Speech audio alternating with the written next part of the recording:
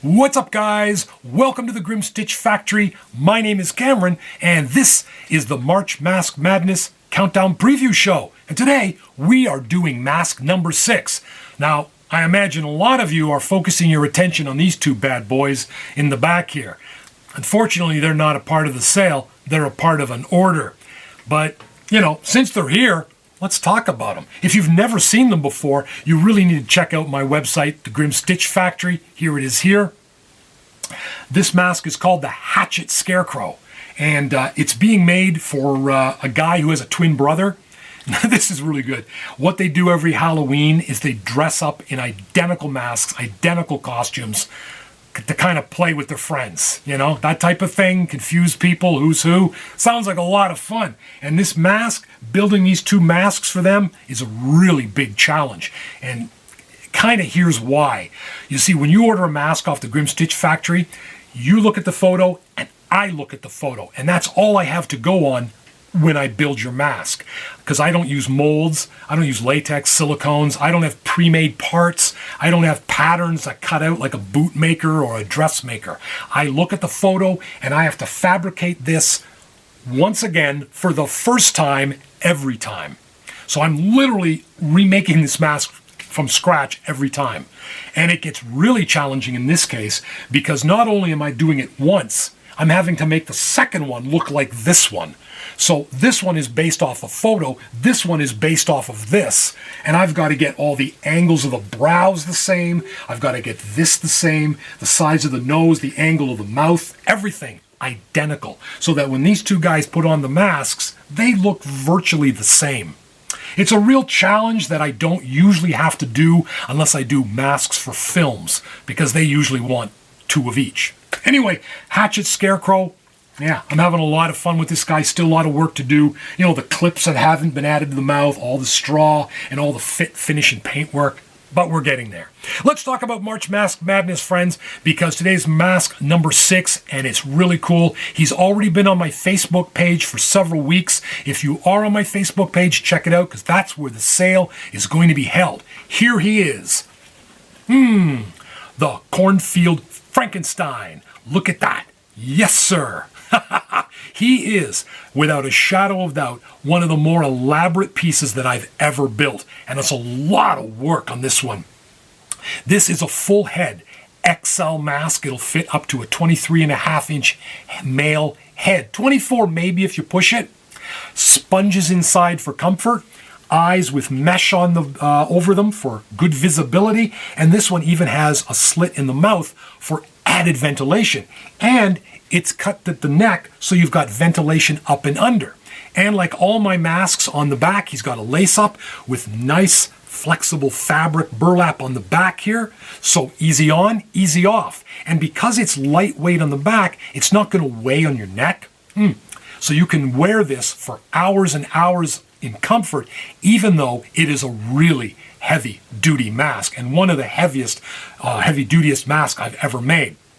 What you're probably focusing on is one of the standout features of this mask, the teeth. Now, unlike other masks that are on my March Mask Madness sale, these are not dental acrylics. These are actually teeth that I made myself. I sculpted them and then I cast them in a plastic. Now, the reason I do that is because A, they're extra large size, and I sculpt them with roots. So when I want to get a look on a mask that has kind of like that Jason Voorhees mouth look, I need large roots on my teeth, which you don't usually get with dental acrylics. So that's why I do this. Now, the construction of the mouth here is quite elaborate. Since I don't do molding or casting, all these teeth are set into this mask one at a time and then sculpted into place. Once that is done, then the mask is fashioned around it. So this is literally the first thing I do on the under mask. And like all my masks, there is thick wire here, 16 gauge, that lines the mask for durability. There's 16 gauge wire along the jaws here and under the teeth, okay? So it's really thick and durable. And like all my work, this is built up and out from the under mask, okay? And it's really a lot of material on this. You could take a golf ball to the head, no problem. In fact, I'm going to show you how durable this is.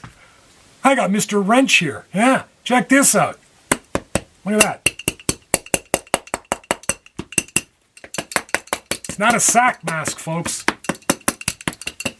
Yeah, so this is a heavy, heavy-duty mask, but it wears beautifully and comfortably for long periods of time. Now, one of the standout features on this mask, besides these teeth, I particularly like here the accents on the side, the kind of like the bolts, which I've used like twig wood on both sides, and the elaborate stitching, the hand stitching that I've put into it. Now, if you've looked carefully, you've already noticed that there are two different sack burlaps that were used on this mask. The upper is one type, and the face and back is another. This is the same burlap that I actually use on the Hatchet Scarecrow. That's kind of why I brought him onto the show.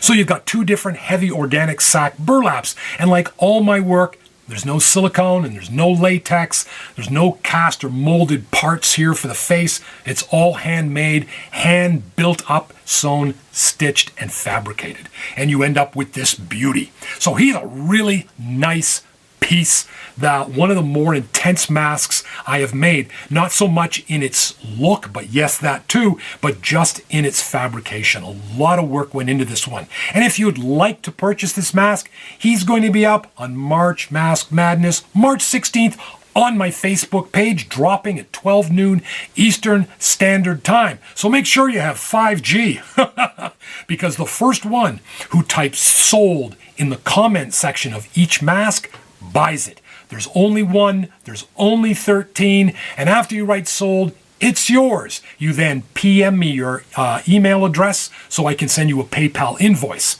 Okay, guys, this is mask number 6, the Cornfield Frankenstein.